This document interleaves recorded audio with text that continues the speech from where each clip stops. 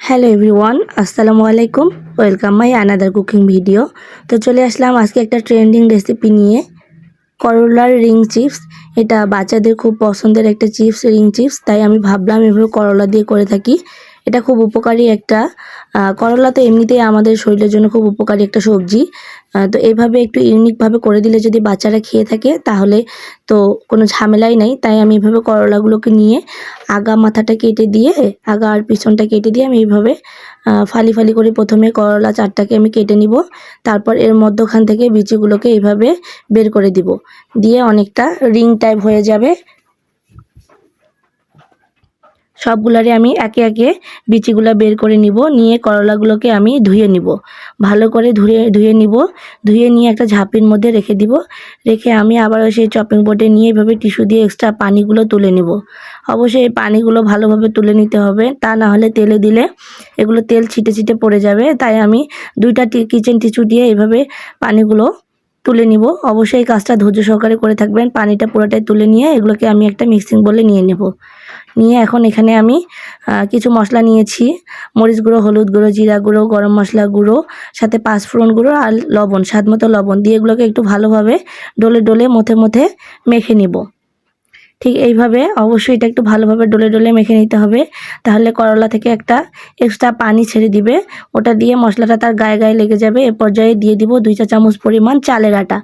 এই পার্টটা অবশ্যই স্পেশাল, কেননা এখানে এই পার্টটা স্কিপ করা যাবে না। চালের আটাটা দিলেই তো চিপসটা মুসমুসে হবে। এ পর্যায়ে কিছুটা তেল দিয়ে আরও কিছুক্ষণ মেখে একটা সাইডে রেখে দিব 10 মিনিট। তারপরে কড়াইতে তেল গরম করতে দিব। কড়াইতে তেল দিয়ে তেলটা গরম হয়ে আসলে এ পর্যায়ে আমি মেখে রাখা চিপসগুলো দিয়ে দিব, করলা চিপসগুলো দিয়ে দিব, একে একে সবগুলো দিয়ে দিব। ভিডিওটি যদি আপনাদের ভালো লেগে থাকে অবশ্যই ভিডিওটিতে একটা লাইক কমেন্ট করে শেয়ার করে দিবেন। এটা খুব ট্রেন্ডিং একটা রেসিপি, দেখতেছি সবাই বানিয়ে খাচ্ছে, তাই ভাবলাম আমিও একটু বানিয়ে দেখি। যদি আমার বাচ্চা খেয়ে থাকে তো আলহামদুলিল্লাহ, খেয়েছে সবাই। ভাজার পরে তেমন একটা তিতা ছিল না। এখন এই চিপসগুলোকে আমি এপাট ওপাট করে এইভাবে ভেজে নিচ্ছি। অবশ্যই এটা ভালোভাবে মুসমুসে করে ভেজে নিতে হবে, তা না হলে আপনারা তো সসে ডিপ করতে পারবেন না, ভালো লাগবে না খেতে। মুচমুচে না হলে ভাল লাগবে না। তারপরে আমি এগুলোকে এই যে ঠিক এইভাবে উল্টিয়ে পাল্টিয়ে যেগুলো হয়নি সবগুলোকেই ভেজে নিব।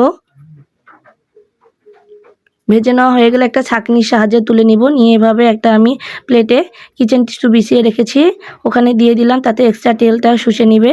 ঠিক একইভাবে আমি বাকিগুলোকেও ভেজে নিব।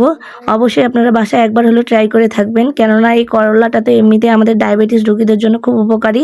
তার উপর যদি এভাবে একটা মুচমুচে নাস্তা বিকেলের নাস্তায় থাকে তাহলে তো আরও বেশি উপকার হয়ে যাবে।